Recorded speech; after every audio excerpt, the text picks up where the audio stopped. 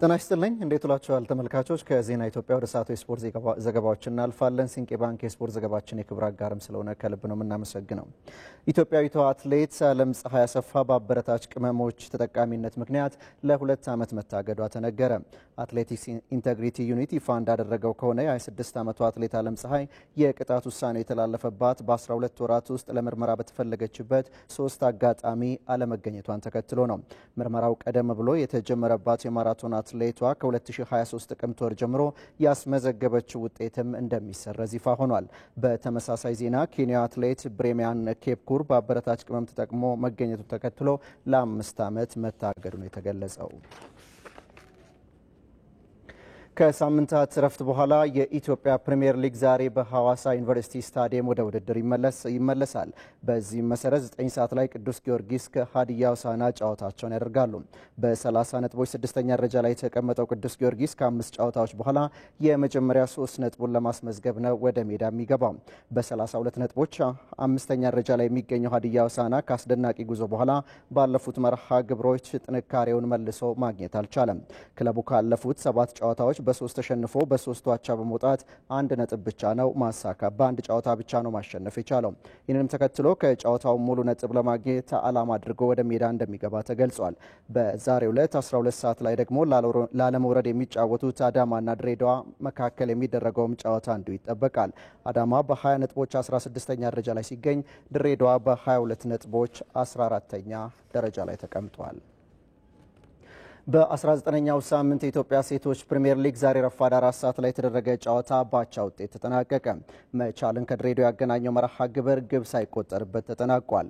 መቻል ነጥቡን 31 በማድረስ 5ኛ ደረጃን ከልደታ ክፍለ ከተማ የተረከበ ሲሆን ድሬዳዋ ከተማ በ30 ነጥቦች 7ኛ ደረጃ ላይ ይገኛል። የ19ኛው ሳምንት መርሃ ግብር ነገም ቀጥሎ ሲደረግ ረፋድ 4 ሰዓት ላይ ኢትዮ ኤሌክትሪክ ከኢትዮጵያ ንግድ ባንክ እንዲሁም 10 ሰዓት ላይ አዳማ ከተማ ከሲዳማ ይጫወታሉ። ጤናማና አምራች ዜጋን ለመፍጠር የማስ ስፖርት ሚና አስፈላጊ መሆኑ ተነገረ። ካለፉት ዓመታት ጀምሮም በልዩ ትኩረት እየተደረገ የሚገኘው የማስ ስፖርት እንቅስቃሴ ጤናን ከመጠበቅ ባሻገር የሕዝቡን ትስስር በማጠናከር ረገድም የሚኖረው አስተዋጽኦ ከፍተኛ መሆኑ ተገልጿል። ነጻነት ጫን ያለው በዝርዝር ተመልክቶታል። ስፖርት ለአንድ ሀገር ሁለንተናዊ እድገት ጤናማና ብቁ ማህበረሰብን ከመፍጠር አኳያ ያለው ሚና የጎላ ነው።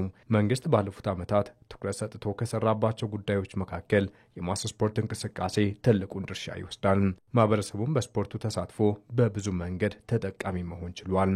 ማስ ስፖርት ላይ መገናኘቱ አንድነትን ያጠነክራል፣ አጋዥ ይሆናል። አንድነትን የሚያሳይ ስለሆነ በተለይ እንደ ክፍለ ከተማም እንደ ወረዳ ይሄ ነገር ተጠናክሮ መቀጠል አለበት። አሁን ያለው ጥሩ ነው፣ በይበልጥ ግን ተጠናክሮ እንዲቀጥል መልእክቴን ማስተላለፍ ፈልጋለሁ።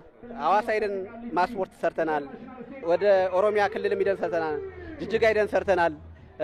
አማራ ክልል ደብረ ብርሃን ሄደን ሰርተናል። ክልሎች ከኛ ተሞክሮ እንዲወስዱ አድርገናል። ክልሎችም ይህን ባህል አድርገው እንዲቀጥሉ ጤነኛ ትውልድ ሲባል በምንም አይነት በገንዘብ ማናገኘው የምንችለውን በእጃችን ሰርተን ጤነኛ ትውልድ ገንብተን አሻራችን ማሳረፍ አለብን።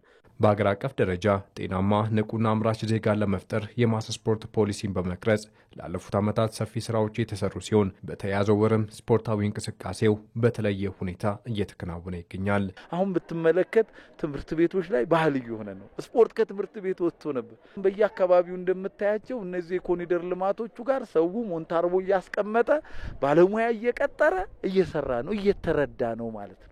ጤናዬ በእጄ ነው ያለው የሚለውን አስተሳሰብ አምጥቷል ማለት። የማስ ስፖርት እንቅስቃሴው የአመለካከት ለውጥ መፍጠር ዋነኛው ተግባሩ ነው። በ1990 እና 91 የወጣው ፖሊሲያችን ተሳትፎን ዋናው የፖሊሲው ቁጥር 1 ነው ይለዋል። ዜጎች በሚኖሩበት በሚማሩበትና በሚሰሩበት አካባቢ ላይ በስፖርታዊ እንቅስቃሴ የመሳተፍ መብት አላቸው ብሎ ነው የሚያስቀምጠው። ግን እኛ ከትምህርት ቤት ማዘውተሪያ እንዲጠፋ ሲሰራ ነበር። የማዘውተሪያ ቦታዎች ኮንዶሚኒየም ሲሰራባቸው ነበር። ስለዚህ ይሄ ሲቀየር ምን አለን? አመለካከት መቀየር አለበት ብለን ተነሳን። አመለካከት እንዲቀየር ምን ማድረግ አለበት? በንቅናቄ የማስ ስፖርት ስራዎች መሰራት አለባቸው። ለዛ ነው የማስ ስፖርት ንቅናቄ ተብሎ የተጀመረው ማለት ነው። የአዲስ አበባ ከተማ አስተዳደርም በዘርፉ በርካታ ስራዎችን እየሰራ መሆኑ ተነግሯል። አብዛኞቹ የሚሰሩት ስራዎችም ሰው ተኮር ስራዎች ናቸው ማለት ነው። ከነዚህ ውስጥ ታዲያ ሰዎች ለረጅም ሰዓት ስራዎችን ዴሊቨር የማድረግ ሳይደክሙ የመስራት ከፍተኛ ችግር ካለባቸው ከተሞች መካከል አንዱ አዲስ አበባ እየሆነች ነው። ልጆች እኮ ገና በኬጂና በአንደኛ ደረጃ በቅድመ አንደኛ ደረጃ ላይ የሄርት ኬዝ የኦቨር ዌይት መሆን ምናምን የመሳሰሉት ትልልቅ ችግሮች እያጋጠሟቸው ነው ያሉት። ስለዚህ ይህንን ችግር ለይቶ ለዚህ ነው መፍትሄ ያስቀመጠው ማለት ነው። በ30ኛው ሳምንት የእንግሊዝ ፕሪሚየር ሊግ ትናንት በተደረጉ ጨዋታዎች አርሰናል ፉልሃምን 2-0 ሲያሸንፍ ኖቲንጋም ፎረስት ማንቸስተር ዩናይትድን 1-0 በሆነ ውጤት አሸንፏል። ዛሬ መርሃ ግብሩ ሲቀጥል በመርሲሳይድ ደርቢ ሊቨርፑልና ኤቨርተን የሚያደርጉት ጨዋታ ይጠበቃል።